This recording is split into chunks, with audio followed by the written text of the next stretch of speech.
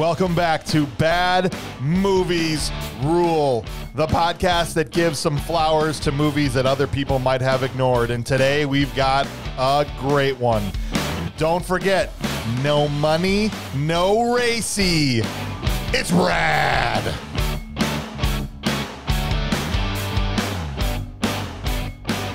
I don't even, just right off the bat, mustache guy that kept saying no racy, wanted to punch him straight in his face. Yeah.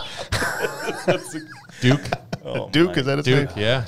Oh, my gosh. Well, thanks, guys, for coming in today. We're going to talk about an 80s gem from 1986, Rad. How are you guys doing this morning, Clint? Fantastic, man. Yeah? Yeah. This is the prettiest I've seen you come into this booth in a long time. That hair is majestic. It is. I do what I can. I let it do whatever it wants because it shows up every day. Oh, it's on point. You coming in like this makes me want to switch this to a video podcast, just so Really? that people at home can see what we get to see. The problem is you're focusing like from the chin up. Everybody else is going to be like, ooh, that guy's really, wow. Pillows. So instead of like being like, hey, eyes up here, it's like, hey, Yeah. eyes down here. Right. Gotcha. Exactly. It is. And that other voice you hear is none other than Joseph Goratowski. Joe, how are you this morning, sir? Hey, I'm doing okay. I'm feeling pretty rad. because of the movie. Okay. I get it. Nice. Well, thanks for coming in this morning, guys. It's a trio today for our bicycle movie. And we also appreciate that you are here listening. So could you do us a favor this morning? Whether you're a first-time, well, I should say that. If you are a first-time listener, you don't have to do this because you might think we suck. You haven't made up your mind about whether we're good or not yet. So you just relax and listen and see if we're any good. But those of you that have been listening for a while, if you guys could do us a favor this morning, share the podcast on a social media platform that you have. Shoot us out there. Word of mouth is huge for growing podcasts, and we appreciate that you've been listening and that you're trying to help us grow. The podcast is growing, and that's thanks to you guys. So we very much appreciate you this morning. If you have feedback for the show, especially those new listeners, if you decide it's terrible, we have an email address you can send email to. It's called thisshowis trash@gmail.com. So please send all of your opinions there, good or bad, or movie suggestions, or any way you want to communicate with the show. Send it to thisshowis trash@gmail.com. All right, boys. This is a movie that was suggested by Mr. Clint Bush. True story. Did you? Yeah. This is the first one you've suggested since Cool as Ice. Yes. So both fantastic. Absolutely wonderful. Both bike centered. Well, yeah, I didn't intend that. That just happened. I also suggested, what was it? Dirt Bike Kid. Oh. So, but I don't know that one's going to get. I don't remember that one. That one is Oh. quite obscure. Okay. So I assume this is not the first time you've seen this movie. Yeah, no, I've seen it before. How many times do you think? Too many? Okay. I don't think too many is Come on, correct. put a number but on it. It's, probably over 50, less than 100 Okay. in that range. Perfect. This was the first time I've ever seen this movie, was this week. Wow. How about you, Joe? Definitely yesterday. Watched it. Yep. I feel like I've seen most of the movie at one point in time, but probably 10. Yeah, that's 10 years old. Approximate. Right. This thing came When I out in watched it. 86. So. Yeah, 86. I remember seeing the box in Blockbuster all the time. Oh, yeah. Right? Top And it- 20 rental. Yeah. And Dude, for like a long this- time. But for whatever reason, This we just movie- never snagged it. This movie did not box office well. It only brought back, 60% of what it cost to make. But Yeah. at the same 2 point, million out of 3 million, I think. like 2 Yeah. years later or 3 years later or something like that, this thing went on a tear of being one of the best rentals in actual, when it came out on VHS, this thing went out, and Laserdisc, by the way. Yeah. It went huge as far as just a good rental, and that's probably mostly me. No, it actually made money. Not in the theater, like you said, only $2 million off a $3 million budget. But no, in the home video, Yeah. it killed. it killed. And maybe it's because of the box art. I think a lot of it had to do with the box art because Yeah. You thought it was going to be a little better than it was. it was a cool cover. Yeah. Yeah, absolutely. So let's just talk about your general overall impressions of the movie. And Clint, we're going to start with you since this was your flick. Is Rad a good or a bad movie? I think Rad is a good movie. I think Rad is a good movie as a 7 to 10-year-old kid who watched it then. I think it's a good movie now, different reasons. I just think that people watching it now who don't, remember movies back in the day, it's a little slower to get going, and that's how everything was. There was a lot more character building as opposed to action from scene A. So why is it a good movie? Why is it a good movie? I enjoyed it. It made me... Okay. Well, when I watched it here just the other day, it made me nostalgic a little bit too. So, I mean, I guess not everybody will have that coming off of it, but it was just entertaining all the way through. The guy had a goal. He did it. His kind of pushback against his parents. Now, there are some lessons in here that maybe aren't the best thing you want your kids to take away. Yeah. It's PG rated, but absolutely. The rating has changed. All right, well, how about you, Joe, then? Is Rad a good or a bad movie? Okay. You don't have to. You don't have to look at me for my approval. Yeah, you can hate. It's you can love. not a heaping pile of crap. Okay. But it is so cliche. Yep. It's close to a heaping pile of crap. But there is some serious endearing moments in the movie that did make it enjoyable. But for my opinion, it's enjoyable because I grew up in that very small window of this was, we were very impressionable young kids. Yes. Like this was everything. But if you weren't born in 1976, about 76 to like 80, this movie's trash. What BMX bicycle did you have? I didn't. I was poor as Right. I swear. Poor as heck. Well, it's PG rated, and if it was PG rated, I could swear a lot.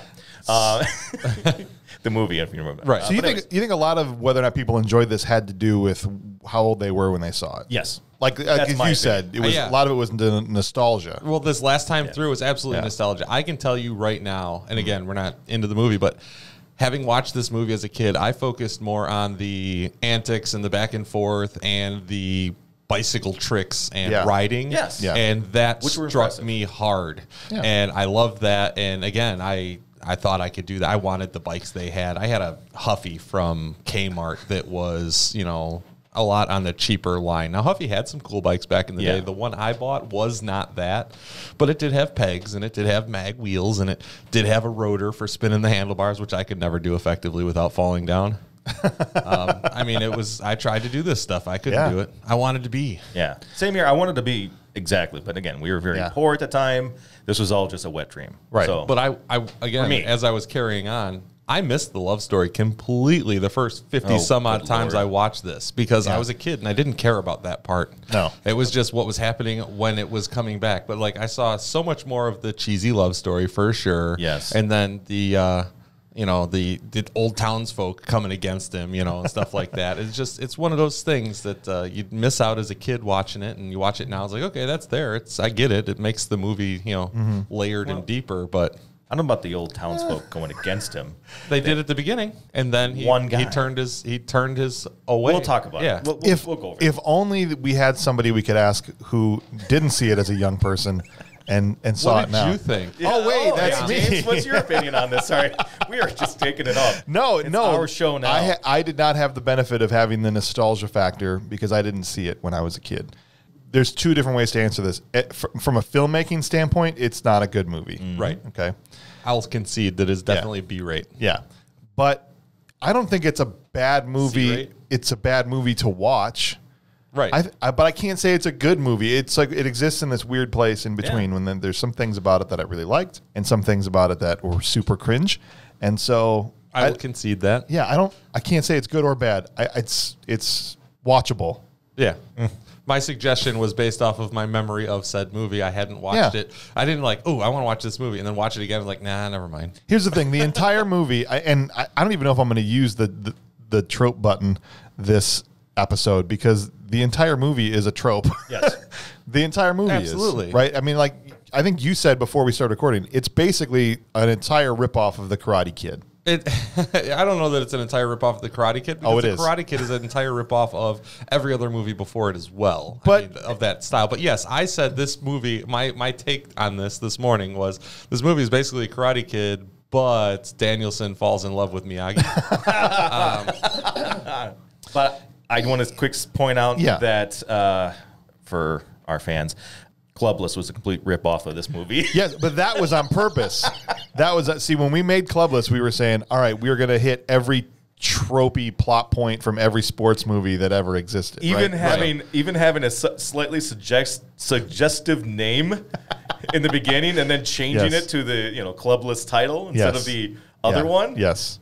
Well, look, the thing about this movie, and back to what you said about Karate Kid. Karate Kid didn't rip off anything. It was like Die Hard, where Die Hard set this plot, and like every action movie for 20 years after that was ripping off Die Hard. I mean, every roller disco, every biker film from back in the day, I mean, like from the 50s and 60s before, this is still, I mean, you may not have seen them, but these things existed.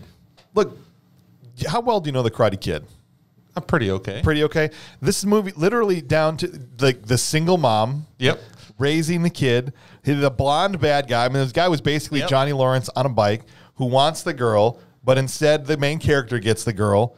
But the difference being that she's also Miyagi, like you said, right? So it's basically Karate Kid if Daniel LaRusso rode a bike and wanted to hook up with Mr. Miyagi. Yeah. That's pretty dialed in.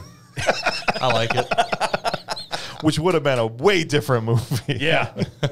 It would go in today's I would have watched that one. They would absolutely go in today's era. Yeah, they could make that today in 2021. Absolutely.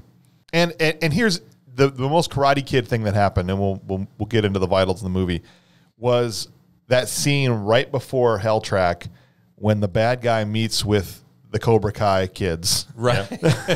Mongoose, sorry. The Mongoose, which are also yellow and black, by the way. Yes. They meet with the Cobra Kai Mongoose kids and basically tells them to sweep the tires of the kid's bike right before they go in. Like, you guys are just going to take him out so that my guy can win, which is literally straight from Karate Kid. Right. Yeah. Just want to point that out. We're not arguing against that point, No, James. not you at keep all. like hammering this home. I know. We're not arguing. We're agreeing with you. All right, so let's get into the vitals of this movie. This movie, I can't believe we are already doing a second movie from Hal Needham, the director of Megaforce. Yes. Right. Was the same guy that directed Is this movie. why? I don't know. I don't know. I don't think that's why I we never picked watched it. Megaforce when it was younger. No, I know you didn't pick I'm this just because wondering of if, that. I kind of, I felt that in my soul back then. Because I hated Megaforce as I was watching it, and I loved it about 4 hours later. So that's something you might go back to someday? No, like never going to watch it nostalgia. again. I'm going to remember the nostalgia. He's going to watch it again. He's going to watch it again. No, because I got to pay for that. Bro, you were the closet Megaforce fan. Absolutely. Don't forget. Absolutely. Yeah. So if you didn't have to pay for it, if someone, say, on your birthday were to buy you a copy of Megaforce. It might play on loop at the track next door in the background. Perfect. Well, Hal Needham directed this one, and I don't want to just pin Megaforce on him. He's also, as we talked about last time, the Cannonball Run guy, the Smokey and the Bandit guy. Yep. So he loves racing movies, apparently. Racing comedies. Yeah. He should have just stuck to it. That's why Megaforce didn't do good. He should have just stuck to racing comedies. This movie was written by two guys, Sam Bernard, who wrote a movie in 2000 called Blood Surf, which is about these guys who go blood surfing like as an extreme sport. And like a saltwater alligator chases them around. This sounds fantastic. Yeah. And and then also written by Jeff Edwards, who is the guy that wrote the two really bad Pink Panther movies, like the last one that Peter Sellers did, and then the one after that he didn't do, and they were just terrible. And these are the two guys that wrote this movie. And then it was starring... Well, the only two people that you probably knew out of this movie were Lori Loughlin and Taliyah Shire, but then it also had Bill Allen as Crew and Jack Weston as the mustache-twirling, even though he didn't have one, bad guy, the evil businessman. Yeah, I feel like we've seen Burton for sure in background roles and stuff, too. That was Ray Walston. Yeah. Oh, He yeah, was absolutely in stuff as well. Yes, he's been in a ton of stuff. But yeah, if you look at like the rest of the IMDb, there's no pictures for these people. Right. That's There's exactly not my even point. pictures. If you don't even have a picture on there, Did that was you rough. catch the sergeant's name? No, what's the sergeant's name? Sergeant Smith, Haggerty. Hard-boiled Haggerty. Hard-boiled Haggerty? Yeah. That's Yeah. the what it's bike listed cop? as. That's Yeah. the actual name.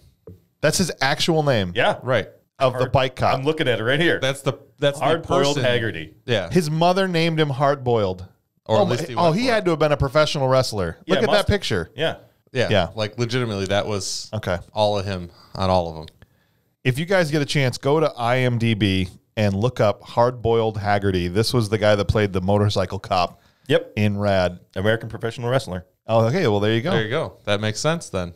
All right, boys, it's time to get into the movie. And as per our new format, we are going to start with the scenes that must be discussed. What are some of the scenes? You look at this movie and you say, we absolutely have to talk about this scene.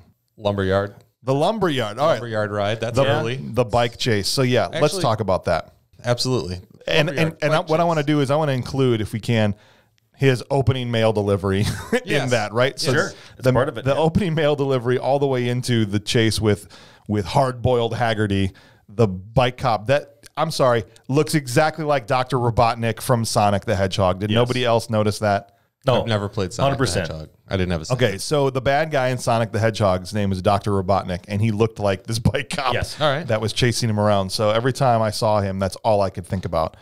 This dude, all right, does Crew have superpowers? Because I don't want to start criticizing him if there's something I don't know about It's him. not superpowers. No, He's it's riding called- a bike, man. He grew up every day on that bike. Look at the town he lived in. He had to. Okay. I mean, he had to go through these people's yards and do like 360s out of their swimming pools and But stuff just to deliver a paper. That's perfect my point. This dude can literally jump over anything. yes. Well, there's a ramp you just didn't see. But that's the problem. It's like that swimming pool he jumped out of. It's like got masoned stone all around it, and he just Hard cobblestone. cobblestone You get sticking stuff- out. Yeah. And he just speed. You know how dangerous it is? People are going to watch this and go, "Oh, I could do that." Right. Right? And just try and jump out of a cobblestone. It's exactly how this was back in 1986. Right. I have the scars from this movie, actually. Yes. Like we'll talk about that later. Yeah. We kind of hit on this when we were pre-talking about this movie, but we'll get to, in a later scene, we must talk about. Yes. Write that note down. But the thing that is, and that's not the only one in the pool. There were all kinds of times when he's delivering the mail Absolutely. where he's doing things that are not possible to do without a ramp helping you on a bike. Absolutely. Yeah. Right. It's kind of like bunny hopping a fence and landing your motorcycle in front of a horse, Exactly. or jumping over a Corvette. Yeah, this is what I'm saying is the movies that you pick, Glenn, all feature bike stunts that are not humanly possible. I spent a little bit of time out in the West, Oregon, so I'm a little bit familiar with log piles at mills. Yes. Yeah. He has- every time I drove by one, that always resonated. I'm gonna There's ride up no that. way anybody could do a BMX. Yeah, bike so across the pile of those. so for those of you know, like Right. they are getting chased by this cop because why? Because they're kids on a bike. no, actually, Does he ever say? I think it was just a friendly challenge. Yes. At the end, you absolutely see it more as a friendly challenge because they get to the end of the log yard and he's like, Okay. You got me today. you got It was me again. They basically get chased by this cop into a lumber yard, and at one point there's I don't know how much we think 50 feet. Sure. Huge lumber pile. Huge Logs. pile of logs that he just appears, our main character Crew just appears on top of with his bike, insinuating that he rode up Right. this lumber pile. Sure. Yeah. No way. But here's the jam. If you look during that scene, you can actually see the ramps up the back of the pile. Yeah. They are there. They exist. They are on film. Yeah. They are there. They are there. So like plywood going legitimately, up. yes, Yeah. he rode up the plywood to the top of that pile for that scene. But can he teleport? Because he was just on the ground, and then the guy pulls up, and he's like, "Oh, where'd this kid go?" And then he's just there on top of him. Right. Which Movie is amazing. magic, Yeah. James. Movie magic. They didn't film it straight through. It's just something in editing they missed. I for think you. what they could have done is just maybe added a backstory where the kid had magical powers. what? And That then for what the is his sequel. superpower then? That's for the sequel. Teleportation. Teleportation? Yes. All right. And flight. Because he would just lift his bike out of any situation. He would just jump straight out of And it. then at that Tenacious point, D bad- covered this at one point in time. At that point, bad decision making as well, because he would absolutely. Flight. Sorry. Plus the opening sequence was way too long, where he's It delivering was. the newspaper. Absolutely. I mean, like I said, watching it now as a kid, when I was a kid, I loved the opening sequence. It was amazing. That was Wait. like the whole premise. Yeah. You said the opening sequence is too long about him Delivering What about newspapers. the huge opening sequence of just the trick guys Yeah. in front of the camera with That was That's the that intro. was long. That was the intro credits. And you said though. this was long? At least there was something going on. That was the well, intro that, but credits. when those two things put together means there wasn't anything going on for a long time. Oh, it's horrible. My son, okay, my 12-year-old son literally turned to me during the mail delivery scene, and at some point he goes, "Dad, is this entire movie just about delivering mail?" And I was like, "I might be. I don't know. I've never seen it." Have you guys never watched Paperboy?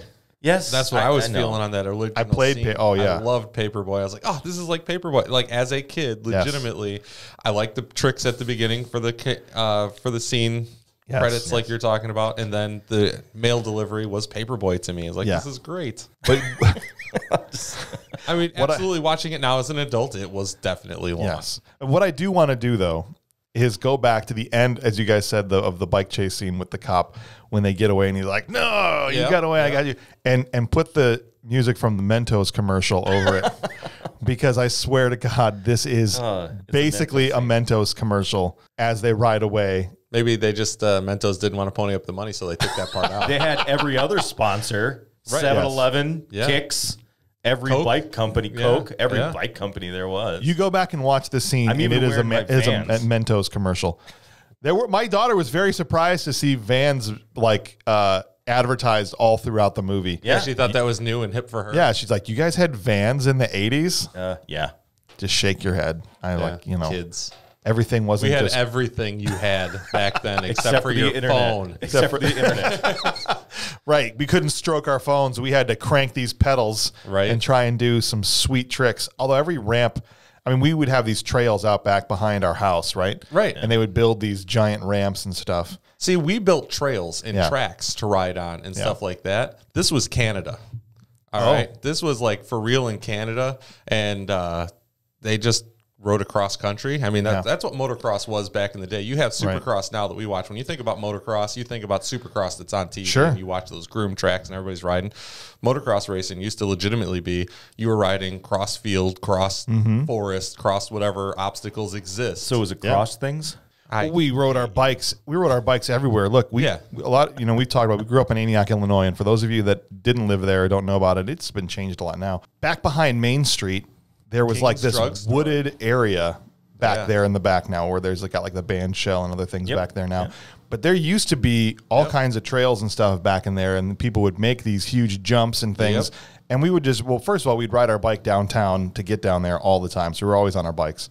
And then we get down in there and we'd be trying to hit jumps and stuff with these things. And I never successfully completed one of those jumps. And be ridiculed by the cool kids who were able to do it. Yes, they could do it. I never could. I would fall every time. They used to rip off like 5 or 6 guys in a row and hit this big gap double and just like boom, boom, boom. I did it once successfully, and about 15 times I ate it. Right. But it was fun. I don't want to be in the line with people falling down in front of everybody. No. Having them crash onto me. No. Yeah, if I'm going to do it, I'm either going by myself or I'm pulling up the rear. Right. Yeah. But then you also ran the risk of landing on top of somebody else who's on the ground. Absolutely. But better to be the hammer than the nail, I suppose, in that scenario. I suppose it was. I can look back at these scenes with fondness because of how funny they are, not because they're good. Yeah. Does that make sense? Sure. Yeah. So it's an enjoyable opening because it's kind of ridiculous. This scene will never be made again No. because the price of lumber is way too high. That's so funny. Sorry. But that no. joke's going to be dated. Just like this movie. That's right. This would be the most expensive scene in the movie now. It would Right. have been. Their budget would have been $7 million. Just for the lumberyard. You need how much lumber for this scene? Can we have him ride They through wouldn't have been able to do it without teleportation because they wouldn't have been able to afford the ramps to the That's top what of I'm the saying. logs. That's what I'm saying. Now they'd be like, can't we film him in a concrete yard or something? Have him ride over a quarry. Yeah. It would have worked. That's right. Now he's riding over piles of cinder blocks Right. instead of wood. That's how it would be now. Can we talk about? I feel like there's another scene that must be discussed. All right, let's do it. There's a couple. The bike dance. Yes. The dance scene. Absolutely. Okay, Freestyle. Yes, I am fully convinced this kid sleeps with his bike under the covers in his bed with him. Yeah. Or rides it into the bathroom probably when he not has that to go kid. take a leak. Okay. He has to ride it into he never gets off his bike. He goes to a dance and he won't get off his bike. She actually pulls him in on the bike. Right. But he wasn't even going to go in. He's like, there's a dance happening Yeah, he wasn't in going to here. go to the dance. He was going to see what was happening there. He dressed up like he's going to the dance. Well, he was freestyling in the parking lot. He didn't know what he was going to do yet. I feel like this kid never gets off his bike, ever. Right. That's what makes him so great. I feel like he's like, hey, can you guys Oh, he doesn't have a dad.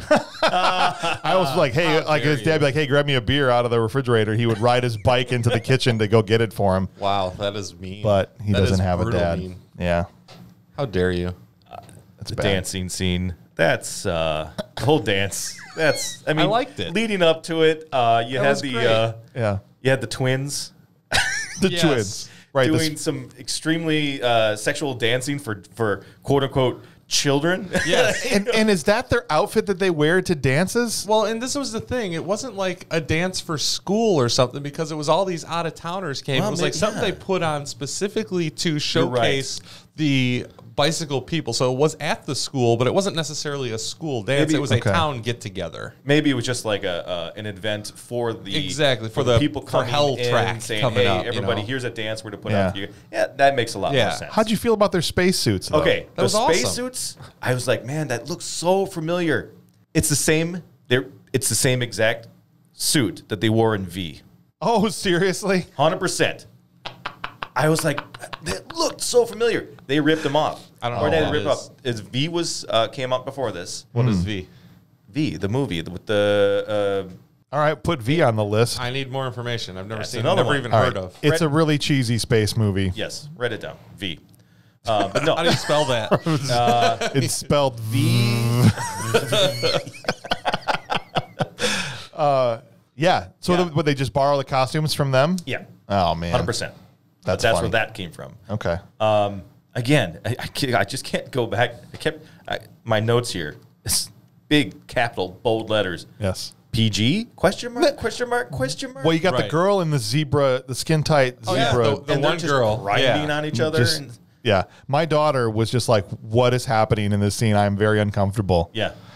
And she also didn't understand the hair. And I had to explain to her back then, you had to try and get it to be as big as you possibly could. Aquanet. Yeah. Yeah. Her hair was huge. The zebra lady. That was it. I mean, yeah.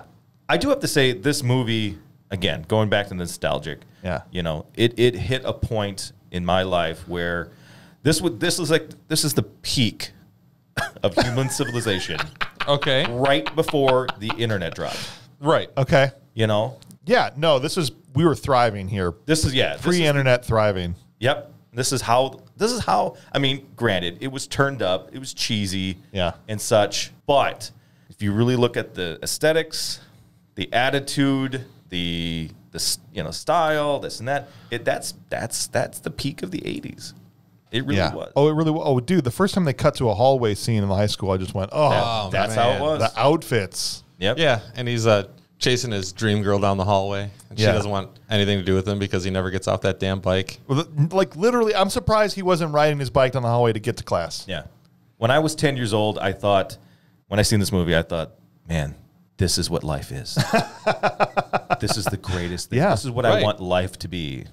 And so, I wanted that mongoose with the blue tires. Yeah. I Oh, wanted a dude. whole town behind me having Right. meetings, chipping in money. I wanted to have that butt slide down. No, we can say that. rickety It's okay. things, into Yeah. the lake. Yeah, And, absolutely. this is what I wanted as a child. Yes.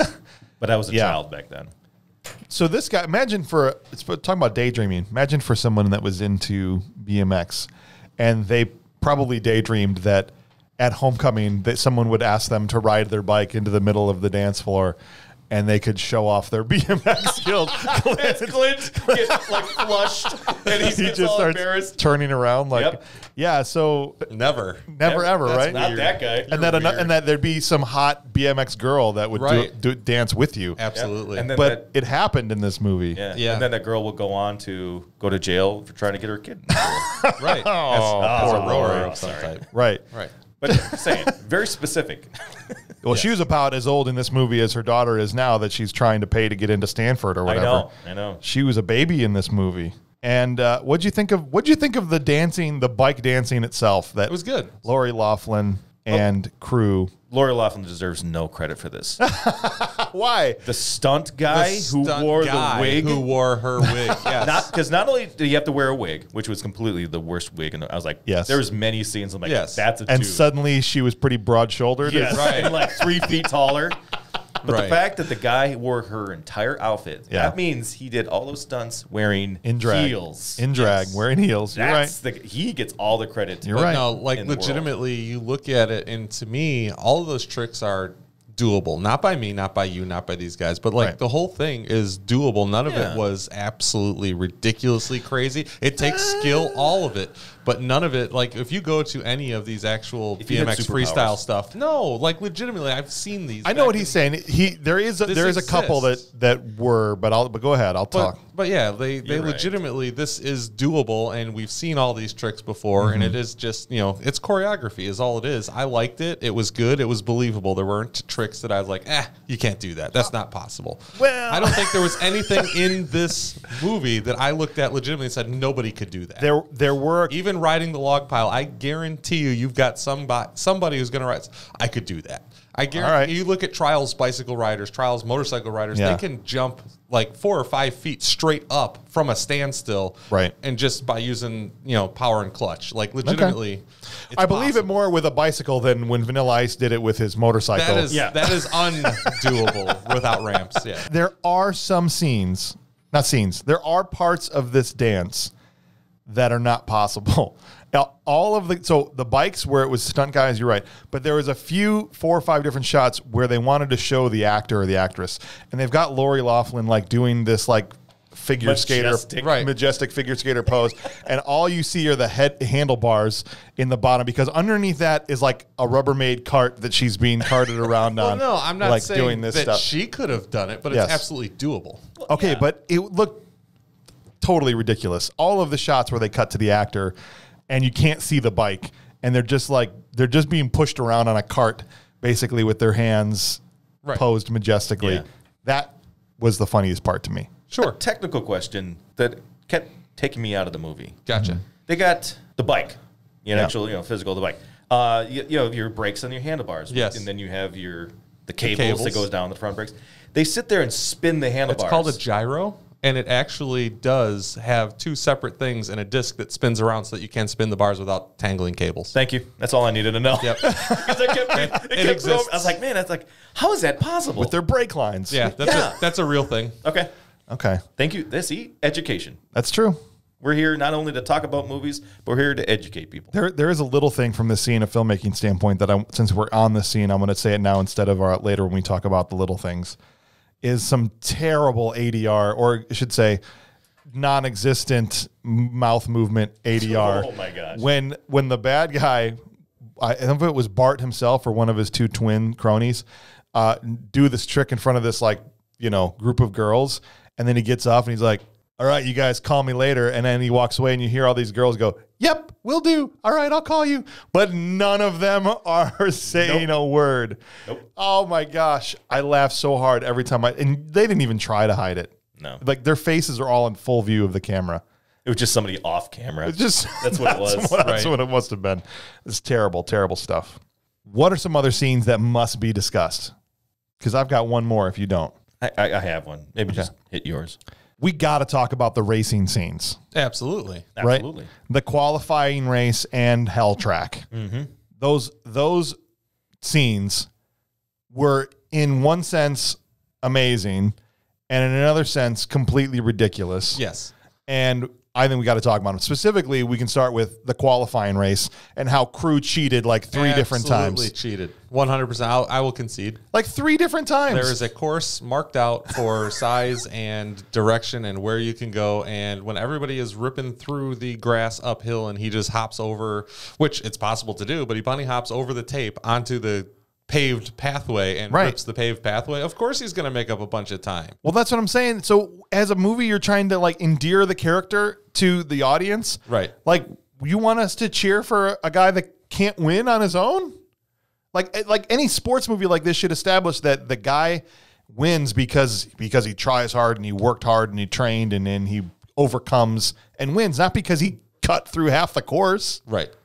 That was terrible. I'll concede that. As a kid, I didn't see that. I didn't notice that when I was watching it initially. I did this time through. Right. Well, even That's what I was saying earlier. There's some things, in our intros, like there's some things that are like a bad lesson to learn through this movie that aren't really there, right? And that's one of them. Yeah, and Cheap to win. even my own kids were like, "Can he do that?" And admittedly, I'm like, because I don't watch a lot of bike racing in general. I go, I don't think so, but I don't know. That's the whole point of there being the orange taped line or the painted line, and that's the section of motocross you're supposed to stay in. Yes, He cheated. he absolutely cheated For sure. And then there's also a big time trope. I thought we weren't using that. I know. Well, the entire movie could be a trope, but I got to mention this one. You have to hit the button once. The old, well, this is kind of a trope with these types of movies that he has to choose between this or college. Right. The thing that he loves the most. Yes. Or today you have to make up your Like, of course, the SAT makeup is the day of the big race. Why did he miss the first one?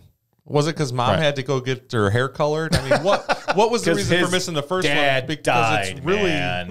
It's really going to He had change a my funeral opinion. that day. But not only They that, don't know that. They don't. why is that the only day you can make up your SATs? Because Why is that the only day you can do that? Reasons. And for the longest time, I'm like, why can't he just do it some other time? well, that's the thing. And then later on, Well, it's a small town. right? Well, I We can understand do that. it 6 months later. But that's when, and then later on, his mom finally comes out and she's like, well, all right, if you promise to do it in 6 months, like, this is what I've been saying the whole time. Do it on the next one. Come on, man. This is $10,000 for this qualifying. he race. needed a reason. He won the qualifier, got the 10 grand. Right. And she still wasn't on board with him racing yet. I know. Well, I mean, This this just is won where this 10 movie, grand for riding a bicycle. There's 100 grand on the line. Yeah, go. and a Corvette. And a Corvette. This is where this movie, I think, does kind of break the 105,000 mold a little bit. Yeah. Where a lot of times it's like, like Footloose. Yeah. It's one person versus a town. Right. This is a weird setup where this dude is actually, except for like Right. the old guys, Yeah. Burton. everybody was, for the most part, think that this guy was a great dude. Like Right. the town was mostly behind him. Like they were raising money. The cop was behind him. Yeah. It definitely broke a mold where it was kind of an uncomfortable break, but it was definitely different that everybody was Right. behind this kid. I liked that about this It movie. was, yeah. Because that was different. Because it was more like a town against one guy. Right. As opposed to one guy against a town. Yeah. And there was actually a deleted scene in this movie that I think they should have left in. Do you remember earlier, which they did a great job in this movie establishing through that giant mail scene of all the townspeople and who they all were, Yes. right? Yeah. There was that bike they were giving out in front of that store, right? There was like Yeah. a prize. I don't remember how, but you could front of the somehow win the 7-Eleven. bike in front of the 7-Eleven, right?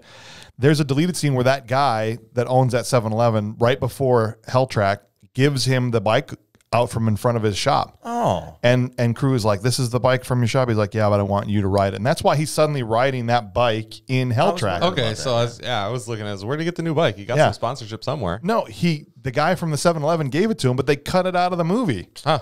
Which Interesting. would have been another great way to show how the town was behind him. Sure. I couldn't believe they did that. Maybe they were like, nah, everybody likes this kid too much. And it's like 30 seconds long, Yeah. the scene. They should have had it. That's what I'm saying. They had that much time for the opening scene. They could have cut, We gotta cut cut one 30 log pile. seconds out of that. We have to cut this very important plot point out because we got to show him throwing 3 more newspapers in the beginning.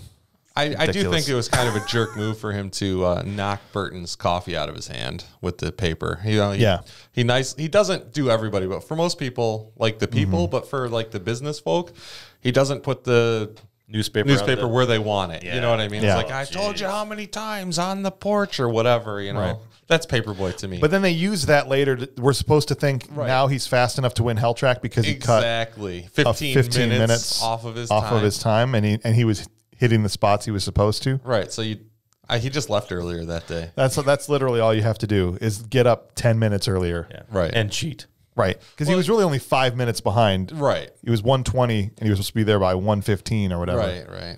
Right. Here's what I want to bring up about the qualifying race before we get to Hell Track. And this is something I love about 80s sports movies is the song that was Yes. playing during the qualifying race. Yeah. Which was that very 80s thing where like the song would be narrating what was happening, right? I wanted to play it today, but then obviously for, copyright reasons, we can't do that. But man, go listen to the Rad soundtrack. Yep. Because it had some incredible 80s jams. Oh. And that's the best part of that whole scene. What's that one scene during the water slide thing? Something about Angel. Yeah, and it's okay to say ass sliding. Just FYI. That's what it is. Yeah. Something like that. That actually I'm a was a terrible big hit. singer, but yeah, that was a great one. Yeah, that was a great one. Some great jams. Definitely check out the soundtrack if you get a chance. Well, let's talk about Hell Track. Let's talk about Hell Track. When you watched Hell Track as a kid, did you want to run? Did you want to run that track? It looked frightening, but Yeah. as I watch it as an adult, there's some absolutely ridiculousness in that. Did you know this? No, not one of the bikers that they had there, none of the stunt bike riders could complete a single lap of Hell Track. Yeah. They had to film it in Bits. sections. Okay. Because they couldn't complete one lap. I think the problem was the cereal bowl. Is that what it was? Yeah, The cereal bowl the was random awesome. cereal bowl. Also, by the way, Kix is disgusting. I haven't met one person ever that has it's ever not liked good. that cereal. So, did you like Kix? Yes. What do you mean you like Kix? I like Kix. It does. It tastes like nothing. Maybe that's why I like it. He doesn't like anything. He likes nothing. Kix. I wouldn't. I'd list 100 cereals before I got to Slightly, Kix. You know, it's like a corn, but it's slightly sweet, not over sweet. Mixed with like cardboard and Styrofoam. asbestos Yeah. and styrofoam. Just What's the matter with horrible you? childhood memories and Well, when you said you grew up poor, I didn't think you were that poor. Man, oh man. wow. James is brutal today. Wow. Somebody woke up an extra couple minutes early. Yeah. Making fun of the poor kid over here. Kix is, Thanks. Joe, honestly, this No. is no joke. You're the first person I've ever met in my life, no exaggeration, that ever said Kix was good. Yeah. They made millions of boxes. There had to be somebody eating that. Me. That's why I'm so fat now. I guess that's true. Is it still around? It's not Yes. still around, is it? Yeah, you around. can buy that. How? Who's buying it? People. They're Why is it? Like, why are you so well, angry they about gotta minors? they gotta have something to give away at food pantries, I guess. Wow. There's still grape nuts. yeah. Okay, but that's just eating like gravel. Exactly. I'll put Kix above grape nuts because you can actually physically eat it. Thank you. Wow, this is definitely spiraled. It's like a left turn. You said new At format. Albuquerque. I was not right. expecting this. So, but anyway, Hell Track was so difficult that their actual BMX riders could not complete the thing. But it looked really cool on film, so you couldn't really tell, I Sure. feel like, the way they shot it. But the thing about this, now that I watch it as an adult, is like they have this 3-story drop in. You know, it's 30 foot tall. Basically, it's the lead in portion of a half pipe. So, Yeah. dropping in, not a big deal. People can do that. Yeah. But the lap ends coming back to that and restarts on it. And every time when he's ahead, he rides straight half to 3/4 of the way across it and then drops in. Yeah. When I the know. other guy can just kind of come in, oh, I'm here, and drop right in. Oh, look at how much room I gained. That's stupid. Yeah, it's really You dumb. would drop in as soon as possible. Yeah, the layout of the track doesn't make a whole lot of sense. And then there's the S's that are back and forth, and Yeah. you can just go straight through them. Right. Like, there's no reason to use these berm bankings. No. There's no course mark line, no anything telling you have to. Nope. Just right straight through that. You don't. It's ridiculous. And I gotta imagine there's going to be a pile up in that cereal bowl, as you mentioned, every single time if that was an actual race. Yeah. Unless you just Right. ride off, not the spoon instead. Which I saw a couple people do. yeah. It's just not a great layout. You're talking about what do you love about these 80s Yeah. movies, the soundtrack? Yeah. My personal favorite Yeah. is always the audience. Oh, I love cheesy movie audiences. The extras. The extras in the background, they are the best. Yeah. You know, the reactions, the over, zealous, cheering. there was one reaction from the crowd that was terrible and unforgivable. Okay.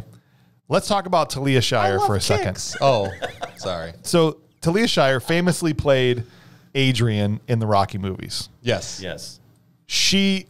I felt like she was mailing it in this entire movie. Like it was obvious she was grabbing a paycheck and did not want to be here. This woman, out of any other actor they could have hired, you could not find somebody who has made more of a career out of or would be better at reaction shots from a crowd.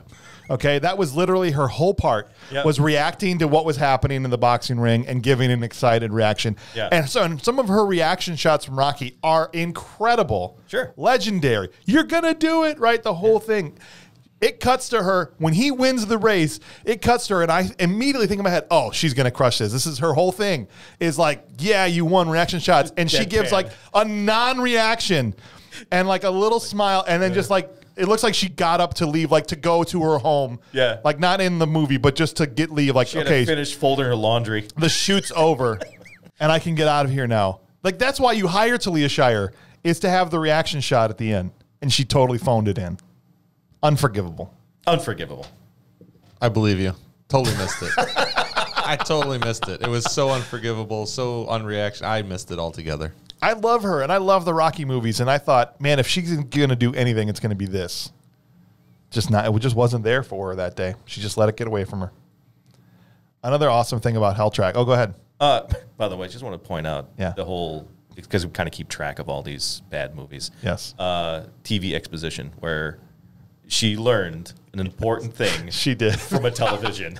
That's true. You're right. Absolutely did.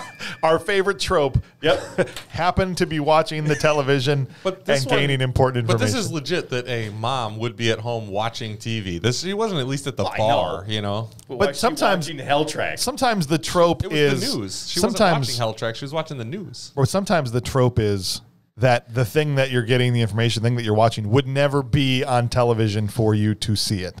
Okay. I think in a small town, the qualifiers for this would absolutely be on TV. How many channels were they on? A local UHF station? They're like 4 channels. Had to be. Right. So it had to have been on one of the big networks. No. At least the local affiliate of that network. Yeah. Okay, but covering everything for that town. It wasn't the news. It was the biggest RC race coming up ever. It wasn't news though. They had set it up where there was an actual television broadcast. There were announcers. There was It was like they were. It wasn't just a reporter with a microphone and a camera saying, "Oh, we're reporting on Hell Track." It was a televised production of Hell Track. Yeah. So why would she not see it on TV? There's no way. There's no way that would be on that TV. Button again. The fact that they were actually the fact that there was actually a film crew there filming it means that it's not possible for it to be on TV. I think it would be I'm saying that there wouldn't have been an entire televised production of Hell Track in a local little dumpy town in the middle of nowhere. But they were playing this off as Hell Track was the biggest BMX event to have ever happened in history. When you had 4 channels, how often was there a BMX event, even the legitimate ones on TV? Biggest in history. Please. Never before. Rose-colored glasses. That's right. That's how you view this whole thing. Just yeah. Oh man. The one other hilarious thing, I laughed so hard, is my daughter and I were watching this, and they do the starting lineup for Hell Track where they're going from person to person. Yep. And these guys look like the biggest goobers. Each time it went to the next guy, it got funnier until it got to the last guy that was like, "Hey!" like waving his arm. These guys don't look like they could spell bike race, let alone be in one. And that's then because they were the actual bike. Well, that's what I'm saying. Right until the end, actually get real guys. Yes, they were the actual real racers. And they go through all these dingbats like one by one, and they're like, and then at the end, it gets to the 3 actors, and they're like beautiful.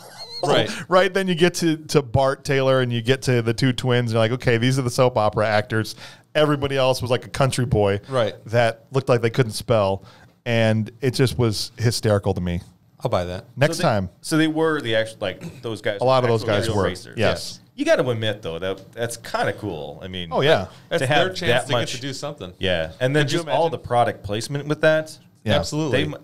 They did a whole scene. Lori Loughlin said, like, what is the sponsorship? And they go through it, and then, like, 15 guys happen to ride by, and she's like, well, he's obviously sponsored by so-and-so. Yeah. So, like, they actually did a full-on, boom, product placement, pay me. Right. we ripped this one off when we did Clubless. Oh, yeah. We even had the sponsorship. Oh, yeah. From... And I had never even seen the movie. Yeah. What was the disc golf that we... Innova. Yeah. We had them sponsor us. They hooked us up, man. I'll never forget the dudes from Innova. They hooked us up for that. It was all got all kinds of stuff. I actually saw an Innova thing that said, what is your favorite golf... what is your favorite disc in the bag? And I legitimately wanted to go and find my movie and get Athena and get a picture and post it. Yes. But I loaned my movie to a guy with my movie ticket in it, and I never got it back yet. I have it. Yes. I have Athena. Right, he does. I just needed a picture of it to put on that post that day, and it's long since gone now. So, by the way, guys, watch Clubless. I don't know where it is, but you can see it on YouTube. Yeah. Clubless, The Legend of Victor Montango is a really, really bad sports movie that we made. The guy who played Victor Montango, total douche. No, he's not. No, he's not. He's a cool dude. But I want to make a quick point on that the original name of this movie was supposed to be Balls Out. It was. 100%. Which is said to him at one point. Yep. The cop tells him to go balls out. Which is another says that. Which is another trope that I love is when movies say the movie in the movie. Yes. It's some of the best. Oh my gosh, how many times did I say rad in this movie? I know. It's great. Rad racing, baby. But Yeah, I think they made the right decision. Yeah. by not I think going my with dad balls would out. not have let me rent balls out. Also, very dangerous to race a bike with your balls out. Potentially, yes. Because when he's like, "You go balls out," I'm like, "Don't do it." That's a terrible advice from Dr. Robotnik. Oh my god. Okay. You know from experience. He's trying to trip you up. Literally. See? Because it was hot out saying. that day. Got it. All right, now it's time for our segment where we talk about the little things. I love that. That is pretty good. I like that. Yeah, new so effect we're using. what are some little things that you noticed in this movie? They could be reaction shots, could be quotes, could be outfits, costume, any little thing that you want to touch on that really stood out to you. And I will start with one. I don't know why. I thought it was hilarious that these guys were still wearing their bike gloves while they were sitting around reading bike magazines in their abandoned house. Yeah. They all still had their biking gloves on. And just like with his bike, I'm fully convinced that he wears those things like when he's eating dinner at home. He's still got his BMX gloves on. I can believe that. It's ridiculous. It is. Did you have a bicycle when you were a kid? Yes. I just told you I rode my bike everywhere. But did you love your bicycle? Yes, but I didn't ride it into the dance. I know, but I actually used to bring when I finally got a nice bicycle, I got a GT Pro Series Team. Yeah. I brought that thing inside and I would clean it in my bedroom. I would legitimately, with a rag, clean the wheels between the spokes, everything. I loved my bicycle. Okay. There had been something from your childhood that you loved so much that you just couldn't put down. It wasn't Castle Grayskull because he let wasn't- that thing get maggoted. No, that was when I was a kid. Yeah. Okay, so it wasn't obviously bike gloves, but No. what was it though? What was the one thing that you just couldn't, like you just brought everywhere? Remember, this is backwoods Canada. This is bad. No, I'm talking about James right now. Yeah, no, you know what? I don't know. And I'm sure that if my mom is listening, she's a big fan of the show. She's going to text me after this episode airs and go, "How do you not remember this, that, or the other thing?" Yeah. I mean, the things that were most important to me in the 80s weren't necessarily bikes. It was, the two things I did the most were toys, like you said, like the He-Man action figures, that kind of stuff, and my NES, right? So the Nintendo, which you can't really bring with you anywhere. But yeah, man, I would take toys with me. I'd put them in my pockets and take them with me wherever I went sometimes. Yeah. I mean, you're talking about like under 10 years old in the 80s. Sure. Because we were, born in 79. So like we weren't in middle school and high school until the 90s. So we were like little kids in the 80s. Yeah. But a lot of us had like, again, that toy, a T-shirt. Oh, sure. Something like that, like your favorite shoes. You never, I was also a big Michael Jackson fan. So, but I wasn't allowed to wear the glove everywhere.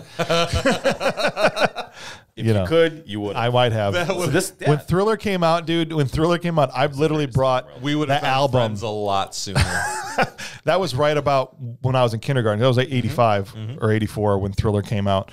And I brought that album to kindergarten for my show and tell. They were like, "What's your show and tell?" It's usually like things that are, I don't know. Nobody's like, "Here's my Thriller album." You were proud of that thing. I was very proud of it. But that's what it was. That's the gloves, in my opinion. Okay. That's what the gloves were. All right. That's very true. What are some little things that stood out to you guys? Mine is a little dark, but I picked up just something. Yes. It's kind of like the whole, what is the definition of a man? Okay. Type. I know we're getting weird. What makes a man? What makes a man? Is it the woman in his arms? Exactly. Like, it was so funny how the moment he shows emotion and shows that he's distraught, she's like, "I'm leaving you." Right. Like, that's how it was back then. It's like, don't show your emotions. Oh, yeah. Be strong. It was all about how macho. It was, though, it wasn't just that. It was, woe is me going to give up, too. Well, I know. But I just kind of... It's not going my way. No, but literally look, throwing the a fit, 80s, though. from a movie making standpoint, was like the machoist decade. It was. Maybe the 70s and the 80s. But yeah, it was not about being sensitive or showing your emotions or anything. I just picked it up. I was like, man, the guy's having a rough time. He's just going through some serious stuff right now. Right. And she's like, you're not a man. I'm leaving you. good I point. get that. I mean, could you imagine how defeated you were if you were the best BMX racer rider, motocross guy you could think you were.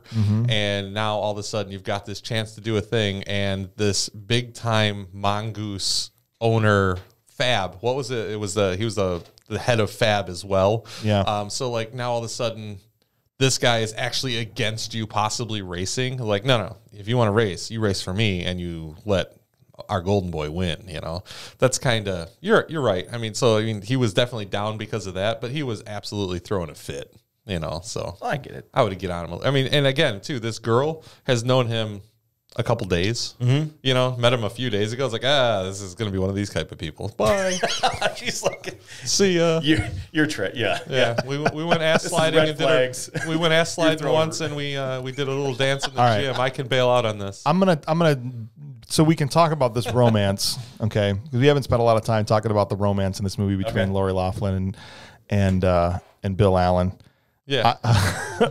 I've got to talk about a little thing. To me, it's the greatest quote in the entire movie. When he's about to go, run hell track, and he rolls his bike over to her, and with complete sincerity and a heartfelt delivery, he just says to her, "God, what I wouldn't give to go ass sliding with you right now." I felt that, like, deeply. That's good stuff. Best quote in the movie. That deserves a slow building clap, you know? Gosh. Yeah. That's a line of dialogue from this film. God, what I wouldn't give to go ass sliding with you right now. That was the gem. That was the one nugget. Megaforce had the thumb thing that, I feel like that's one we They couldn't come up with a better name that sounds like at least remotely okay. PG. It's not. It's just. It sounds gross. All it is going down a water slide. Right. For those of you who haven't seen the movie, we've said this about concrete water slide. A concrete. Yeah.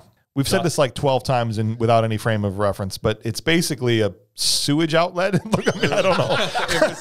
It was exactly. It was a culvert drain culvert. It was a culvert drain down, ditch down, so it didn't erode the bank. Basically, is all it was. Right.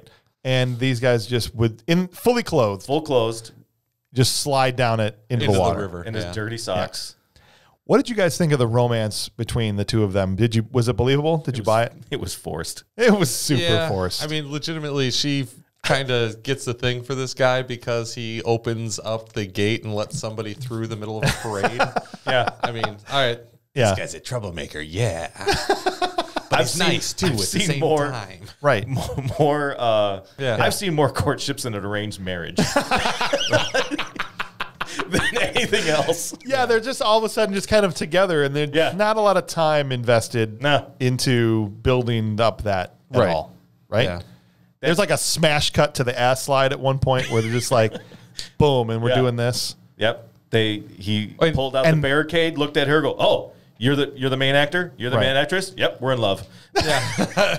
Legitimately, that was the moment. But like before that, he was totally crushing on this girl at school who wouldn't give him the time of day. And I'm saving my ass sliding to go with her because I go with someone special, And then all of a sudden, like, oh, I got something special I want to do with you. Let's do this. No, 2 days. Who is that girl? She was awful. He's doing all his little bike stunts, like, oh, look at me. It's almost like a kid with their mother. Mom, watch this. Right, I don't want to make fun of her, but she had a thick neck. It's very petty of me to make fun of another person. I really shouldn't do it, but she was pretty cold. She was the ice queen, man. Absolutely, she was. But these two, it's like they just go right into the slide. I'm so sorry. They've barely spent any time together, and then after they go through the slide, next thing you know, they're like, he's got his arms around her on the rocks, and it's like, okay, they're together already. Canadian river, right? Honestly, in sweatshirts. August. Actually, no, like September or October. Another little thing I want to talk about in this movie is the way they established the bad guys was freaking hilarious.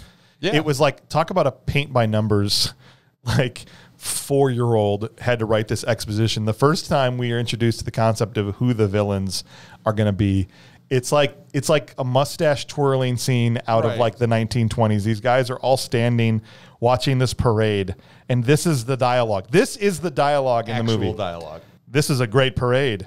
It will lead us to lots of profit, which is what we are counting on. You sound like you delivered that as Krang. That was awesome. Right? But it's like, come on, man. Muhaha, this parade is great. It will lead us to lots of profit. Oh, that is good, for that is what we are counting on.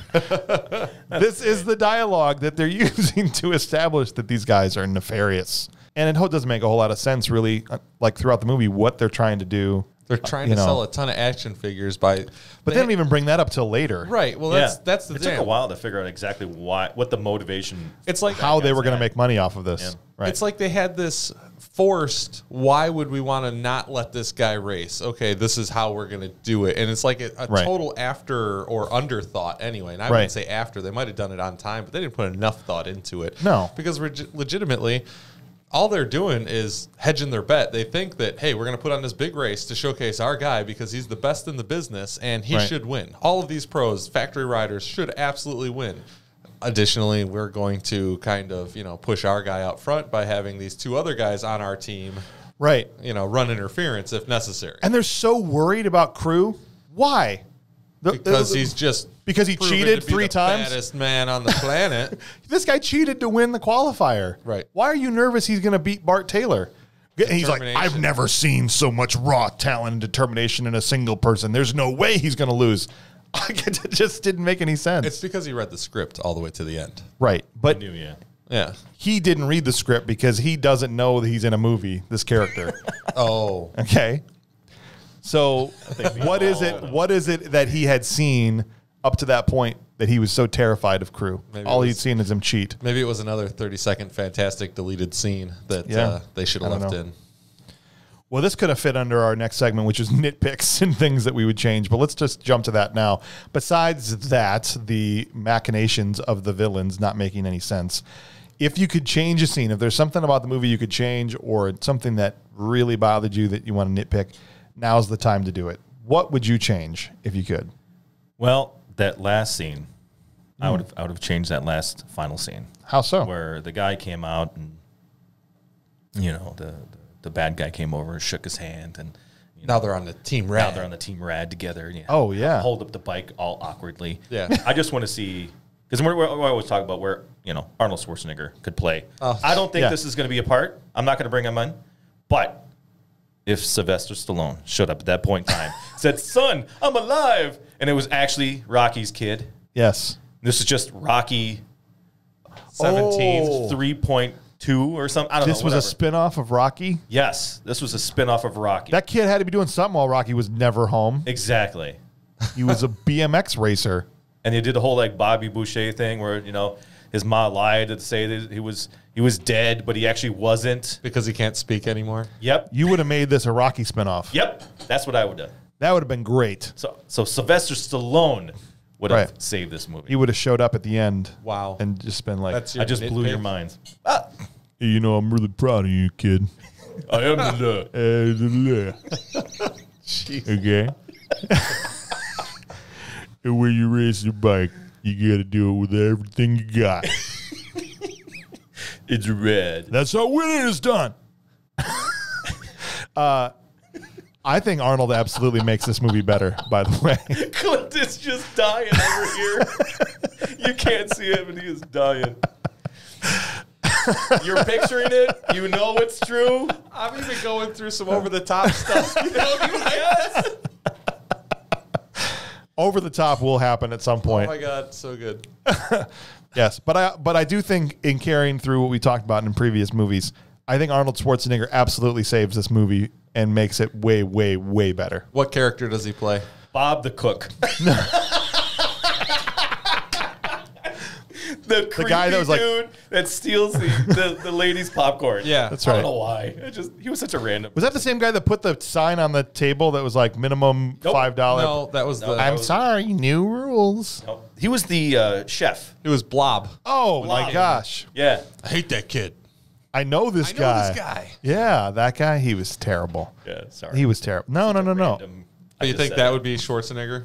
Would be Bob? No, I just threw it out there. No. Because it was funny. See, Arnold couldn't have passed as a teenager. This guy barely passed as a teenager. He looked like he was, 27 years old. Yeah. Crew playing a high school senior. So Arnold couldn't have played one of the kids. No. So he would have had to have played a different part. The cop. The cop. That's what I'm saying. Right there. You guys nailed it. Okay. The cop that chases him around. Right? Here's what you have to do. Okay, it's time for the race. You have to go balls out. Here's something I would change. I thought the ending was very poor. It was super abrupt. They built up this whole thing where he's going to get this money and he's going to get this Corvette. At least have him ride off in the Corvette with the girl. Right. And something like enjoying the spoils of the victory. I mean, this guy just come up on $110,000 plus this, plus his sponsorship money that came through. They raised 50 some odd. Where'd that money that they needed to raise go? What'd they do with it? I know they were making T-shirts, but like, what did that money do? They just were out of script. Like, we can't think of literally anything else. Movie's over. Exactly. Yeah. So that was a little bit. That was terrible. For Radder.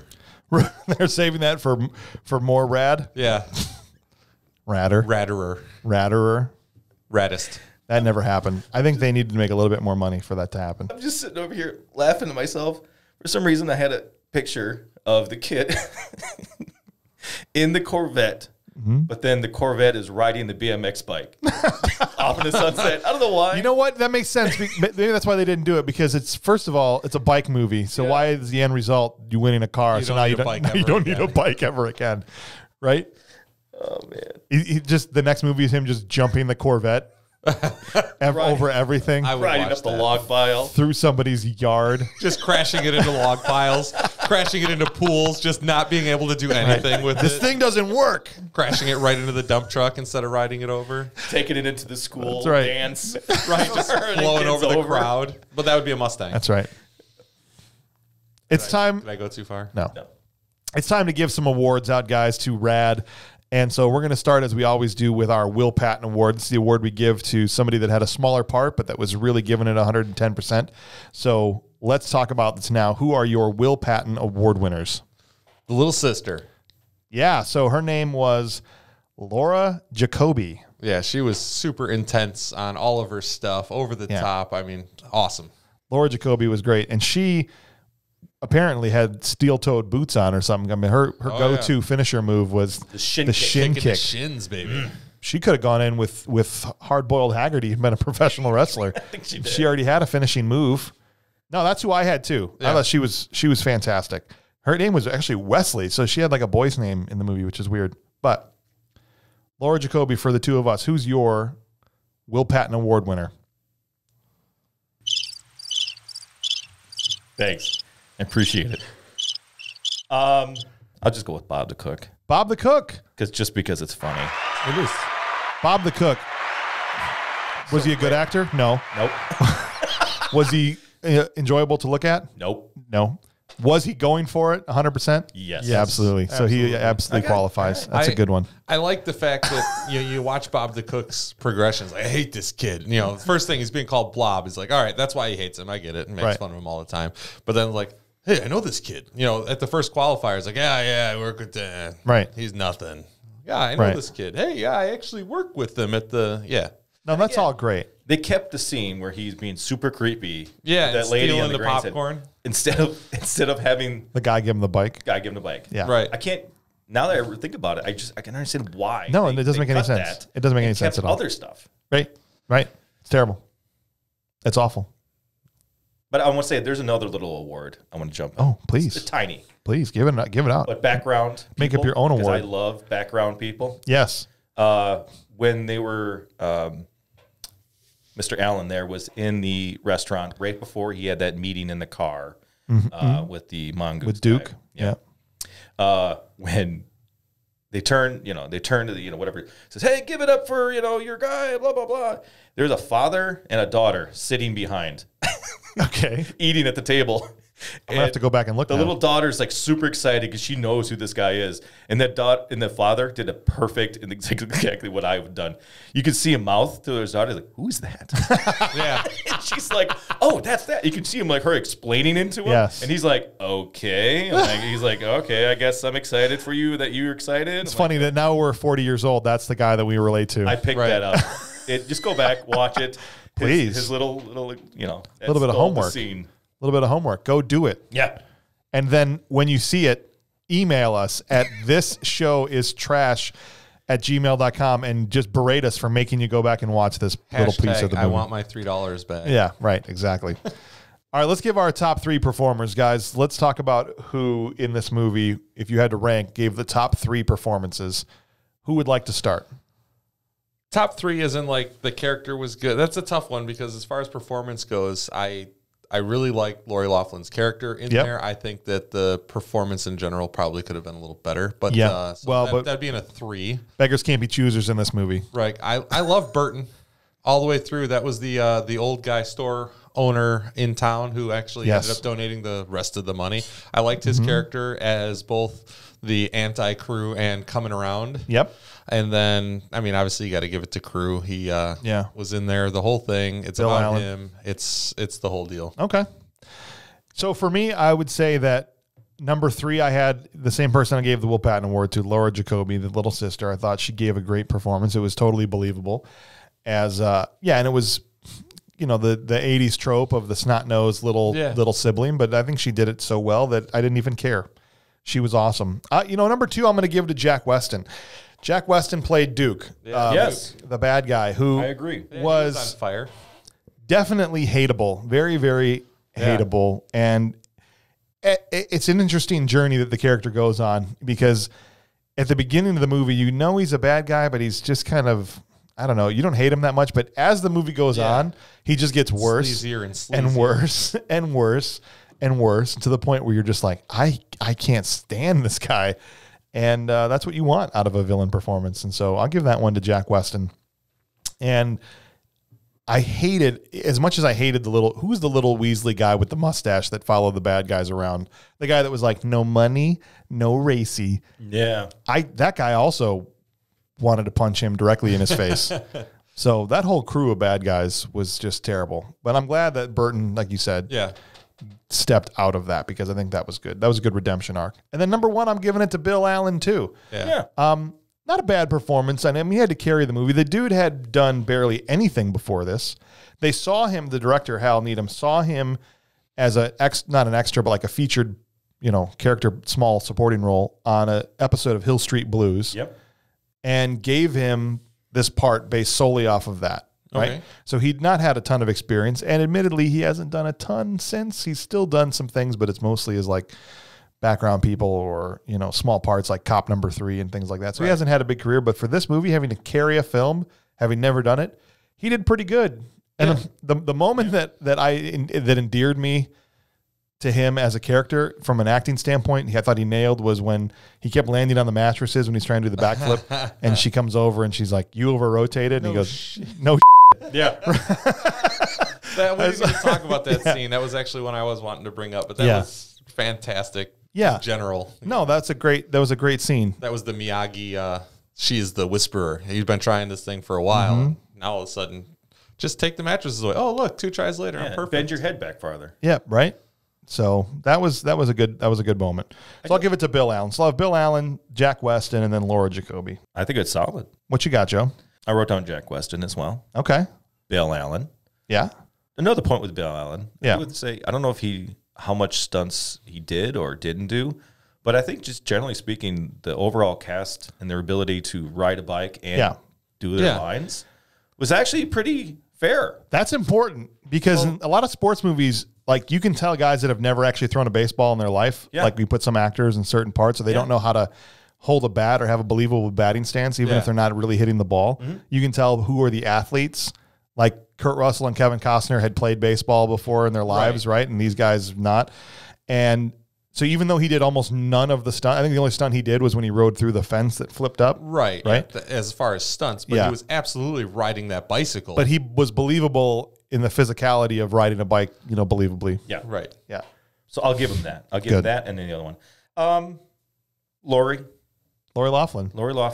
Yeah. I mean, despite her current status, but back then she was very pretty.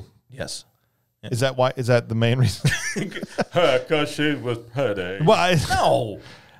I thought she had the charisma of a wet paper bag, honestly, in this movie. So that's the only reason I kept her out of my top 3. But if you want to put her in there, it's a subjective thing. Art is subjective. That's why we each give our own list. Okay. Right. Maybe it was a childhood crush. Half of her performance is being gorgeous. That's right. Yeah. It's true. And that's not all her fault. The script didn't really. It's my fault. Whoever wrote it, not like it gave her a lot to flesh out her character beyond being a prop for the main character, right? Well, even she's a prop for. She starts out not only as a prop for the main character, she starts out as a prop for the team. She's literally there just as a trophy piece. I'm not competing today. I'm just here because I'm the number one woman competitor. Yeah, and they want to show me off. Yeah. So, well, I don't know what else there is to say about Rad, boys, other than, I can say that it at least lives up to the name. It's not a great movie. It is rad. There's lots of cool bike action and things happening in it, and concrete water slides, and it is an '80s movie. It's to the T. Yep, the peak of civilization before the internet. Yeah, it was, and we appreciate it for what it is. It's an enjoyable movie, and you know what? If I'm flipping around someday and Rad is on, I won't turn it off. I'll watch it again just to have a laugh, because there are certainly plenty of things in this movie that are laughable. Just keep an open mind. Yeah. Just keep an open mind that this is 1986. Right. And don't try to compare it to anything else other than 1986. And almost everything from the movie is derivative of something that came before it and was better. Yep. But the thing that stands and was better. But the thing that stands on its own that wasn't in those movies is the bike action. And so just on that alone, it's a watchable movie. Yeah. You take this movie, condense it down, make it a 1 hour after school special, and we got something that you could watch. Today on a very special episode of CBS After School. Hosted by LeVar Burton. Hosted by LeVar Burton. We get the Hell track, right? Yeah. No, that would have worked perfectly. And speaking of that, thank you for listening. And coming up next on a very special episode of Bad Movies Rule, we have our movie draft. So what is that? Because it's not like anything we've ever done before. Yes, James. What is that? We have a list of about 160 or 170 movies that we have been compiling of bad, good movies or good, bad movies. Either way. On this podcast. That should be on this podcast. And that's a lot. And so what we're going to do is each of us, now these are the regular players on here. So it's myself, Clint Bush, Joseph Gorotowski, Brady Cox, Kurt Mummer, and Bob Hauser are going to make our draft picks from this 170 movie list to set the schedule for our next 20 to 25 movies.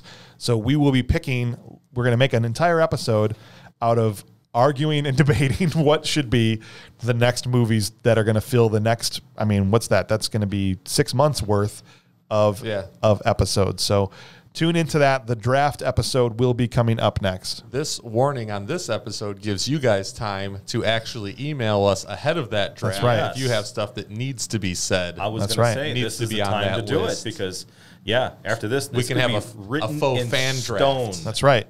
And that's going to be it. So this show is trash at gmail.com.